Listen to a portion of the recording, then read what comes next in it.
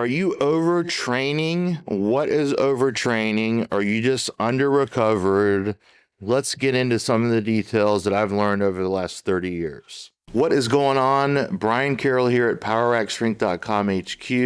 If you like what I'm doing, please like, subscribe, share this video, turn on notifications, and comment your thoughts and your opinions below. Am I off the mark? Am I on? Give me your opinion below. Also, my blog is poweractstrength.com. You can go there to book an appointment. You can go there and see what I'm about, who I've worked with, some of my testimonials, the different services that I offer in both a virtual and in-person capacity. I'm here at 1302 Eastport Road in Jacksonville, Florida. I'm less than 10 minutes from Jacksonville International Airport, and I work with people all over the world from both a virtual and in-person standpoint. I have people that fly in from all over the country, all over the world to come here for an assessment, for lifting, critiquing, and coaching, for exercise and performance enhancement, for injury resilience. So go check out poweractstrength.com for more information about me, Brian Carroll, and thank you for tuning in. There's a difference between being overtrained and simply under-recovered. I will give you that. I don't deny that. Most people don't know the difference until it's too late. There's many people out there, especially in the strength world, that have no idea about nutrition, recovery,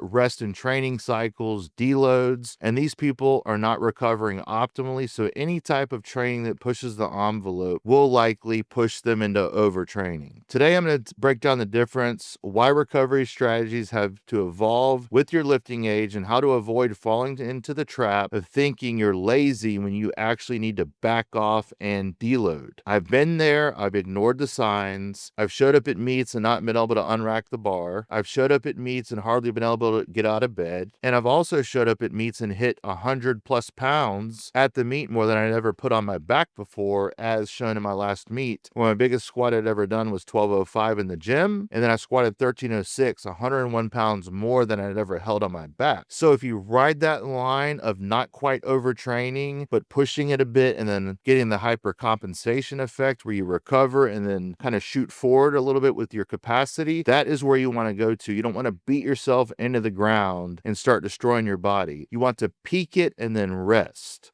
I'm going to show you the difference between being lazy and being smart. I've been there. I've ignored the signs, but I've also rebuilt myself after injury, learning so many things and gone on to hit the heaviest squat in history. I'm going to tell you a little bit about what I've learned for your strength training program and injury resilience. You're not weak for needing recovery or time off. You're smart for recognizing the signs of your body, or the body that's given you, before you're no choice. So you have no choice and your body shuts you down. Like me when I couldn't unrack my opener at the meet. My body was toast. I was done and didn't even know it. Overtraining is often preceded by under-recovery. Poor sleep, high amounts of stress and cortisol, life chaos, or just training through warning signs like pain, stiffness, mental burnout, making yourself go heavy 5, 6, 7 weeks in a row. That's why I advocate in 10-20 life. Consider deloading and backing off volume, intensity, and frequency every 3 to 4 weeks just to stay ahead of the fatigue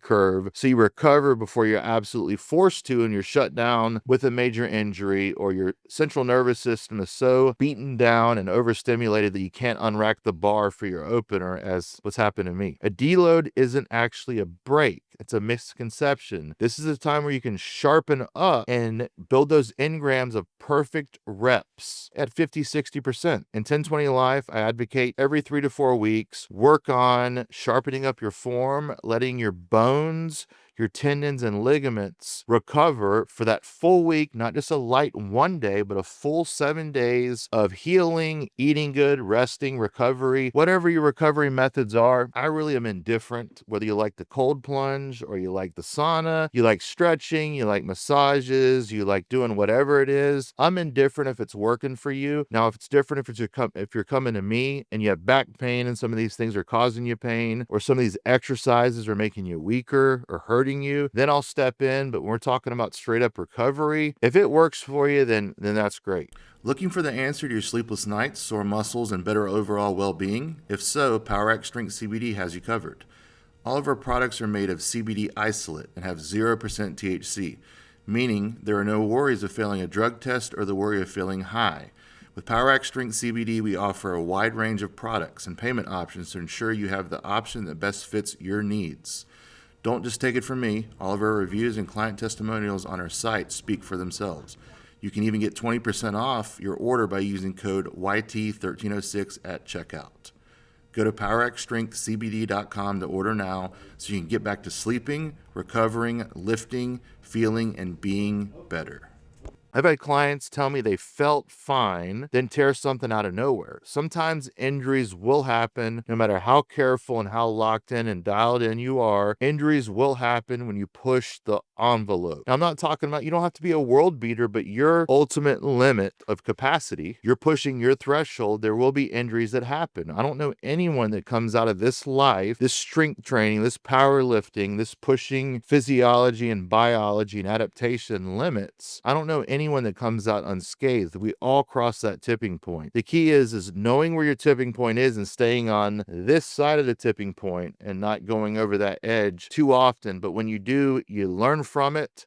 And what do? You learn to look for key point indicators, key indicators of what was leading you down this road and what were the warning signs: insomnia, can't sleep, restlessness, depression, exhaustion, mood swings. These are all signs that you might be overstimulated. You may have just been taking too much caffeine, pushing too hard for too long. It's time to back off. I've seen people that weren't overtraining in the gym. They were accumulating fatigue in life and in their training without even knowing it, and they paid for it, blew something off. They weren't even in a training cycle where they were pushing heavy. It was cumulative fatigue along with partying and under recovery and choosing the wrong movements, and pop, there goes a tricep, there goes a shoulder, there goes a back. Train hard, but recover harder. If you're always chasing PRs with no plan to step back, you'll plateau, or worse, you'll break. This is the stuff that people don't want to tell you. It's not sexy to talk about these things. It's not sexy. The assistance work and the core work, the sled dragging, the carries, they aren't sexy, but they're the things you need to do to stay ahead of the curve and build capacity. And sometimes your workouts aren't going to be postable to Instagram. It's okay if that happens. You don't have to post all of your highlights to Instagram. That's the thing. Now, you understand a little bit about overtraining and some of the pitfalls that I see. Let's expand a little bit on the framework. Stress concentrations leading to tissue strains, systemic and CNS overstimulation, overtraining. That would be more of a systemic thing where you're just exhausted or you can't get tight and you're shaking all over the place. The insomnia, the things I was alluding to earlier. But then we have the tissue concentrations of overtraining and under recovery with tendons, ligaments, and muscles, where let's say you're doing heavy deadlifts 3 times a week. Eventually, a stress concentration is going to find the weakest link and something's going to blow up. Most people think overtraining is just simply pushing too hard in the gym or skipping a rest day, but that's just superficial thinking. Over 30 years, I would consider the stress concentrations as the silent assassin. That's what happened to me with my bicep tear. I wasn't feeling like I was overtrained. At the same time, the cumulative fatigue got my bicep and it popped off. I was training too hard, too often, too repetitively in one pattern. My bicep was sore. I didn't listen to my body, causing one joint or area to become overwhelmed with stress. Might be a knee, a shoulder, or a bicep, or even a segment of the back. And then it takes the punishment and it's the weakest link and then it goes. You might not feel overtrained. You might feel great and fresh, but a single part of your body is. If you ignore the stress concentrations like I did with my bicep, they become the next level and pop, ping, there goes your bicep. This is when stress concentrations lead to tissue fatigue, tear in tendons, ligaments, fascia, whatever it may be. These tissues take longer to adapt than just muscle. So I'm talking about tendons, ligaments, bone. They take longer to adapt than just the muscles. You can't train just based on how fast muscles recover, which could be you're taking a bunch of drugs and in as little as 15 hours to 24 hours, your muscle can be recovered and ready to be trained again, but your tendons, ligaments, and bones are not. If you want to train for life, not just for a PR this month, keep your PRs sparingly. Train in that realm of 70 to 85% and don't always max out. You need a system. That's why I built 1020 Life that helps you choose your program, your assistance work on your weak points, deload every 3 to 4 weeks, and have a reason for everything that you're doing in the gym. Take a step back before you're forced to, watch the full breakdown, learn how to train smart, read the whole breakdown of 1020 Life in the book 1020 Life 2nd edition, and this will teach you how to train instinctively, smart, and in a sustainable manner so you can try your best to control the variables that you have and not get trapped into overtraining and beating yourself up unnecessarily. Hope you enjoyed today's video. Remember, like, subscribe, share, click the notifications because we drop videos twice a week. We also have a live stream every Friday where I answer your questions. Click below to see the latest video that we uploaded. Also, for our products, our CBD, our books that correspond with these videos, it's down in the description. For more information about all things Brian Carroll and Power Rack Strength, go to powerrackstrength.com. You can book a consult both virtually and in person with me. Enjoy your week, and thank you so much.